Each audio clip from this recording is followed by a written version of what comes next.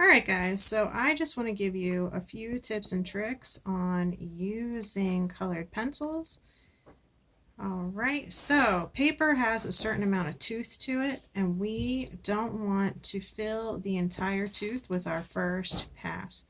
So when you think of a blueberry, what color is a blueberry really? If you think about it, it's kind of like a dark purpley color, right? It's not really like royal blue. So what we're going to do is see how these light pale colors here, that still has room in the tooth for us to add other colors.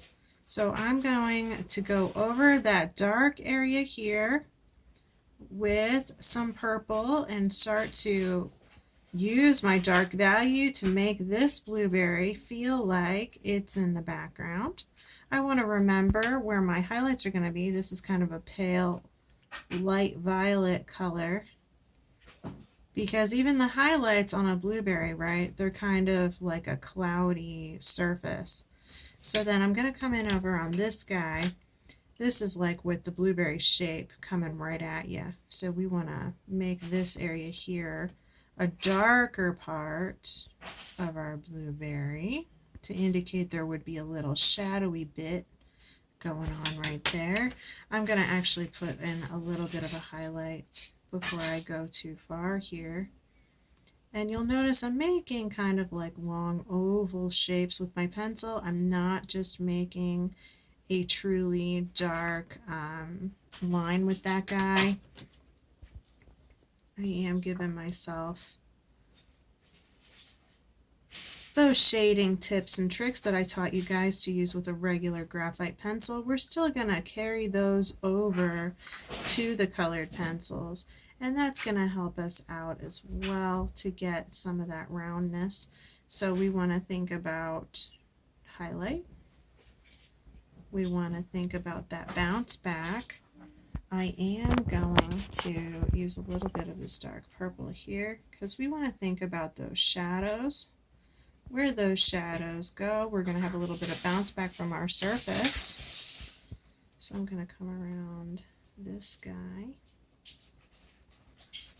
and deepen this here. So this should be high. This is your highlight here. This should be one shade darker in your value scale here.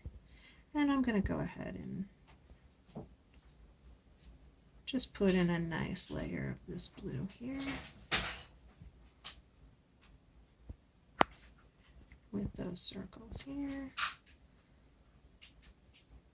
And then we want to make sure that this part here is going to be a darker value than this guy here. That's going to maintain that idea, that message to your brain that this blueberry is behind this blueberry here. All right, so I was also going to do a clementine for you guys, but I'm not sure it shows up great on camera. So we're going to just go ahead and give it a try, because all we can do is our best, right? I'm going to push that. I really want that to be nice and dark inside there. All right, clementine. So normally I would start a clementine with this goldenrod yellow color, but as you can see, it really doesn't show on camera hardly at all. I'm going to go ahead and do a pass with that anyway, just for my own memory to know where my highlights are really quick. Then I'm going to come in with this really deep orange color. I am just using the No Name brand colored pencil because that's what I could find out of my daughter's secret stash of art stuff. Okay, and then I do have my mark out for my highlight here on my clementine. And when you think about a clementine, it's not truly orange. It really is kind of a yellow orange, and it's definitely in that nice warm family.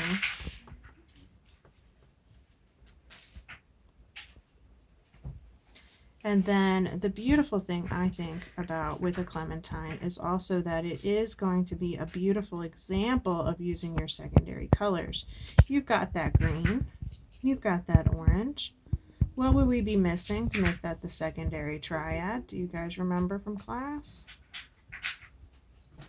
That's right, we'd be missing that purple. Where would we put the purple in a clementine? What would the job be of the purple? Well, if you were thinking to create roundness and dark shadow, you would be correct. Look how smart you are. Alright, so now I've got that green, that orange, and that purple. Those highlights are still a little bit lighter than what I want. I am going to start using the directionality of my stroke to create some roundness in here. And I want to go ahead and kind of create a sense of a crosshatch across this clementine. I am going to take down those highlights just a smidge. And I want you guys to think about those analogous colors. So I'm going to go ahead. I've used yellow, I've used orange. Now I'm coming in with the red here. Those analogous colors are going to really richen your experience with the colored pencils on this project. And I just want you guys to have an opportunity to really experiment, do a couple of little thumbnails before you jump right into the assignment. Again, I'm going to come back and finish off those nice rounded shapes with my orange.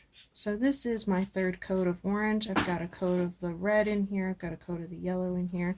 So I was able to go 5 layers deep on this particular paper. And I gotta tell you, for these no-name brand colored pencils, that's actually really good. I thought I'd only get to be about 3 deep, to be honest with you.